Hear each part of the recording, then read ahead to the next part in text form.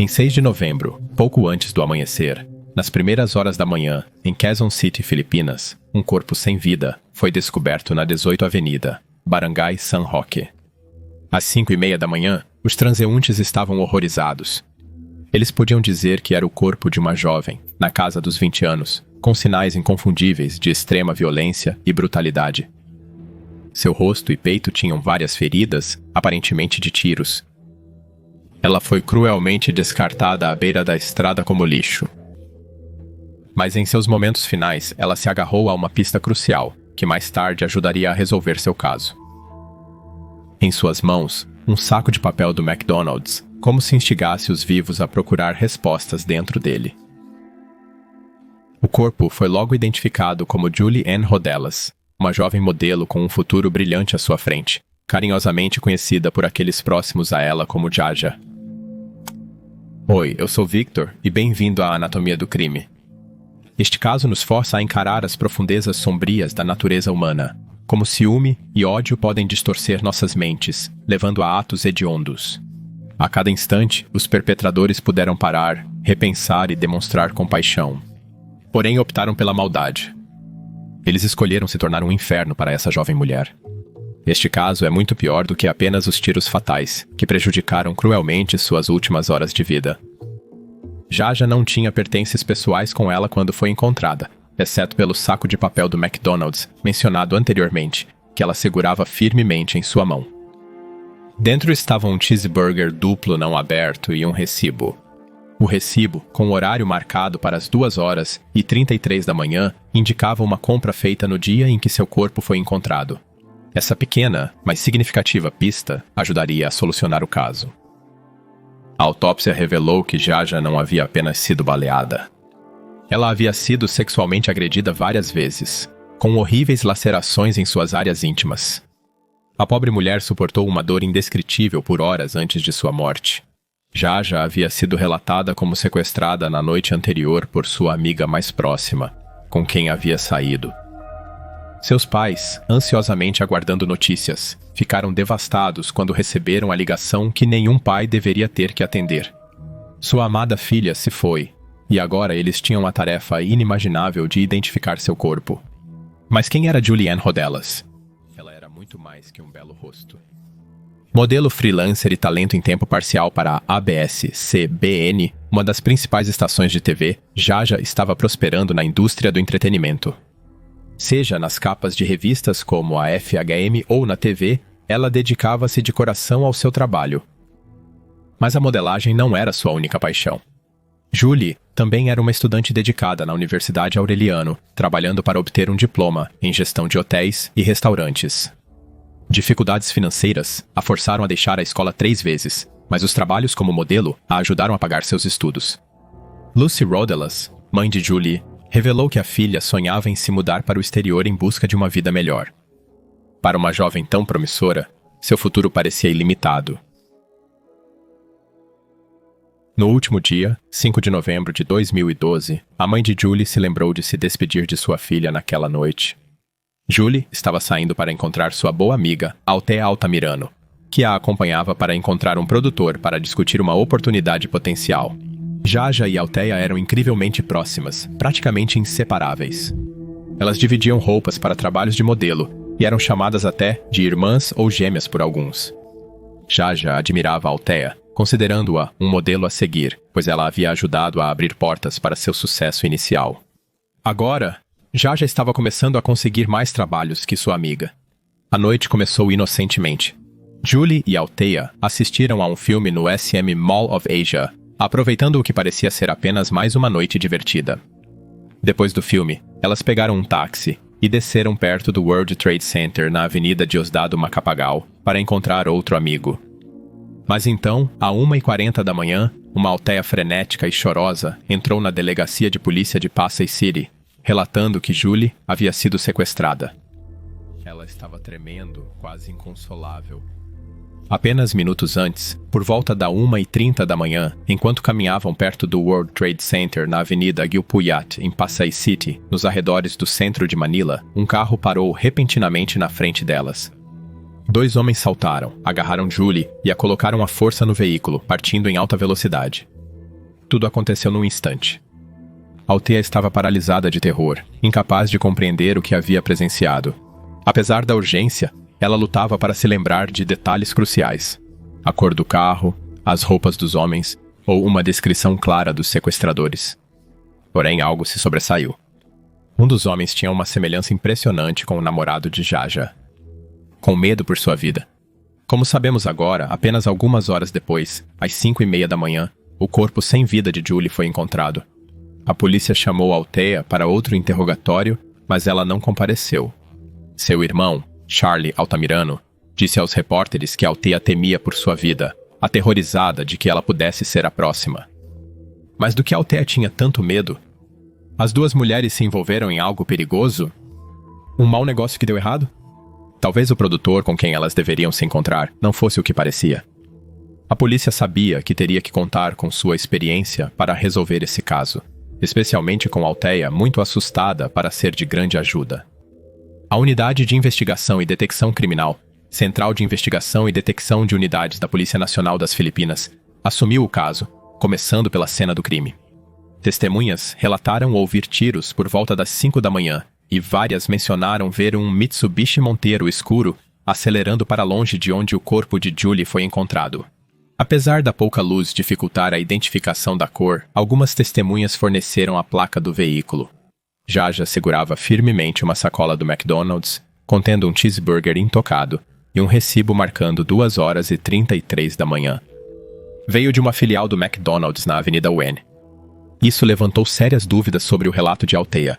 Se a história dela fosse verdadeira, como Jaja poderia ter comprado o McDonald's apenas 2 horas depois de ser sequestrado por 2 homens? Ao revisar as imagens de circuito fechado de televisão do restaurante, a polícia identificou um homem entre 25 e 35 anos, comprando 2 refeições de cheeseburger, a mesma encontrada com o corpo de Julie. A polícia finalmente tinha uma pista. Uma investigação mais aprofundada sobre o veículo levou-os a um Mitsubishi Montero preto, registrado para uma mulher chamada Rosalina Cuyamboa. Mas o verdadeiro avanço veio quando os detetives entrevistaram os vizinhos de Althea. Descobriram que Althea era frequentemente buscada por um homem chamado Fernando em um Mitsubishi Montero. Ele era filho de Rosalina, também conhecido como J.R. J.R. tinha uma semelhança impressionante com o homem visto nas imagens de circuito fechado de televisão comprando os hambúrgueres com queijo. Isso não foi coincidência. Essa revelação imediatamente lançou dúvidas sobre a história de Althea, que já carecia de detalhes-chave que até mesmo testemunhas e transeuntes conseguiram fornecer. Mas agora, a própria Althea havia desaparecido e a polícia suspeitava que ela estava se escondendo. Os detetives decidiram vigiar a casa de J.R. e a grande oportunidade surgiu em 10 de novembro de 2012. Às 18 horas, a polícia viu o pai de J.R. deixando sua residência com uma muda de roupas. Eles seguiram discretamente seu Toyota Innova preto, que os levou direto para Apalit, Pampanga. Lá, eles encontraram Althea e J.R., aparentemente em meio a uma fuga no Mitsubishi Montero. Uma vez sob custódia, tanto Althea quanto J.R. foram interrogados sobre sua conexão com a morte de Juliane Rodelas. A polícia apresentou as evidências: o recibo do McDonald's encontrado na cena do crime e as imagens de circuito fechado de televisão mostrando J.R. na Organização das Nações Unidas, Avenida McDonald's, comprando refeição de cheeseburger encontrada com Jaja. Althea inicialmente manteve a história contada à polícia no início de 6 de novembro, mas conforme os oficiais a pressionavam, começaram a surgir inconsistências. Eventualmente, Althea quebrou, revelando um enredo arrepiante. Segundo ela, o sequestro de Julie foi premeditado, mas o assassinato não fazia parte do plano. A intenção, ela insistiu, era simplesmente ensinar uma lição a Julie. Apesar de trabalharem na mesma indústria de modelagem, Althea começou a ressentir-se de Julie, acusando-a de ser indiscreta e espalhar boatos. O golpe final veio quando Althea descobriu que Julie havia revelado no mundo da modelagem que ela tinha 2 filhos, uma verdade que Althea tentou esconder. Segundo ela, esse rumor danificou sua reputação e custou oportunidades de carreira. Para Althea, foi uma traição imperdoável. Quando Althea contou a J.R. sobre os rumores, ele prontamente concordou em ajudá-la. Eles planejaram juntos sequestrar e assustar Julie. Althea enfatizou que nunca tiveram a intenção de machucá-la ou matá-la. Na noite de 5 de novembro, Althea revelou a JR sua localização com Julie por mensagem. Logo depois, o Mitsubishi Montero preto surgiu. Althea viu 2 homens saltarem, agarrarem Julie e a forçarem a entrar no veículo. O plano foi executado. Althea afirmou que após o sequestro começou a se arrepender. Ela se lembrou de querer deter os homens e resgatar Julie, mas não agiu. Em vez disso, ela chorou na rua. Ela insistiu que as lágrimas eram genuínas. Um policial a encontrou chorando e a levou para registrar um boletim de ocorrência a 6 de novembro. Durante o interrogatório, Althea confessou ter pedido a JR por mensagem que a buscasse na delegacia. Ele chegou pouco depois, acompanhado por seu pai, e o trio saiu junto. Althea afirmou que não sabia que Julie tinha sido assassinada naquele momento. Até onde Julie sabia, ela havia sido sequestrada.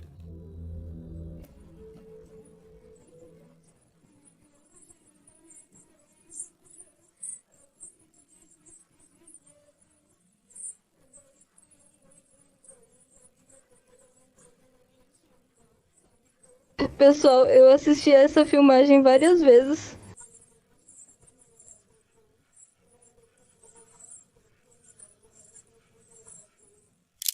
Gente, assisti esse vídeo muitas vezes. Não consigo encontrar uma única lágrima nela. Me avise se você conseguir. Há muito o que desvendar aqui, então aparentemente a senhorita Lágrimas de Crocodilo...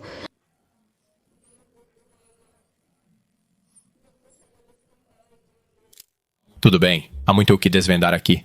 Então, aparentemente, a senhorita Lágrimas de Crocodilo aqui tem ficado muito chateada porque ela tem sido um anjo para a Jaja, ajudando-a com trabalhos de modelo, escolhendo roupas para arrumá-la, mas a Jaja tem falado sobre ela. Então, de alguma forma, o namorado dela está mais bravo com isso do que ela, e ele quer ensiná-la uma lição. Ela concorda hesitante, eu não sei, por medo. O namorado dela a mata inesperadamente, mesmo que no passado ele aparentemente tenha apontado uma arma para a cabeça dela. Eu apenas acho que se ela quisesse lidar com isso como uma amiga, poderia ter conversado com Jaja em vez de conseguir um homem grande e peludo com uma arma para resolver. Não consigo encontrar nenhuma lágrima nela. Talvez possam me ajudar.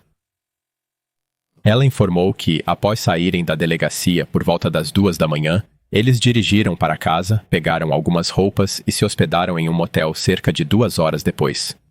Mais tarde, ela se encontrou com amigos em comum dela e de Julie em Las Piñas City, devolvendo pertences deixados para trás durante o sequestro. Althea pediu aos amigos que devolvessem os pertences da família de Julie. O casal se escondeu na casa ancestral de JR em um palete. Althea afirmou que queria ir para casa, mas que JR a proibiu de atender chamadas ou responder a mensagens de texto. Ela disse que só percebeu o ocorrido na quarta-feira, quando sua irmã a informou por mensagem que Julie havia sido encontrada morta. Ela afirmou ter confrontado JR, que, segundo ela, fingiu ignorância, alegando que havia terceirizado o trabalho para alguns caras, que cuidaram de tudo. Eu sei que estou ficando obcecado, mas ela usar aquele guardanapo parece tão útil quanto passar batom em um porco. Eu ainda não vejo nenhuma lágrima. Durante seu relato, Althea tentou jogar toda a culpa em Junior. Ela convenientemente alegou lapsos de memória após o sequestro e negou saber sobre a morte de Julie por dias. Mas sua disposição em permanecer escondida lançou dúvidas sobre sua história, que simplesmente não batia. No interrogatório, JR negou envolvimento no assassinato e apontou para um homem chamado Jaimar Warad como o culpado. Segundo JR, Jaimar foi quem levou Julie para uma casa segura após o sequestro. A polícia agiu prontamente com a informação, invadindo um esconderijo na rua Cotabato. O que deveria ser uma invasão simples se transformou em um tiroteio mortal. Tiros foram trocados entre a polícia e os suspeitos, resultando na morte de um dos supostos perpetradores, identificado como Bob Usman. As autoridades conseguiram prender outros 2, Jaimar Warad e Jelan Passawilan. A confissão de Jaimar. Sob custódia, Jaimar forneceu uma declaração juramentada, esclarecendo o crime. De acordo com sua declaração, Jayar apareceu em sua residência na rua Leonoa por volta das 15 horas, no dia 5 de novembro, acompanhado por Efrem Talib. Jayar veio com um pedido claro. Ele queria que Jaimar e Talib o ajudassem a dar uma lição na rival de sua namorada, Jaja. Por lealdade, eles concordaram sem hesitação Deviam muito a Júnior. Mais tarde naquele dia, o grupo andou pelo carro preto Mitsubishi Montero de Júnior, eventualmente parando para jantar no restaurante Ocean Bay. Isso foi posteriormente confirmado por imagens de circuito fechado de televisão, mostrando 3 homens entrando no restaurante por volta das 20 horas e ficando por aproximadamente 1 hora.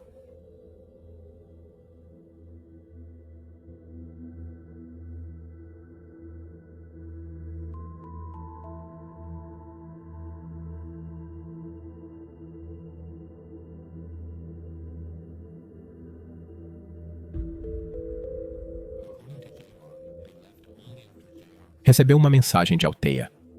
Sua resposta, capturada pelo circuito fechado de televisão, foi arrepiante. Ok, baby, só espere.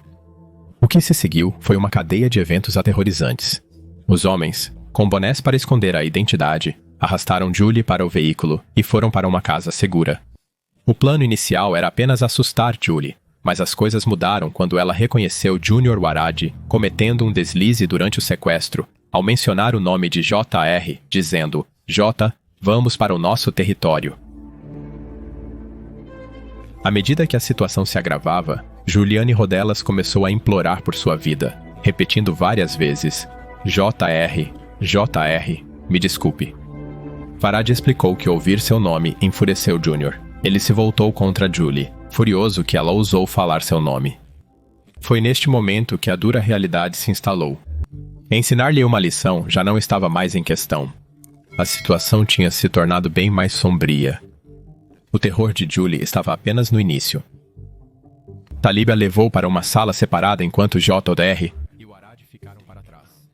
As paredes ecoavam com a voz aterrorizada de Julie, implorando: por favor não, e então silêncio.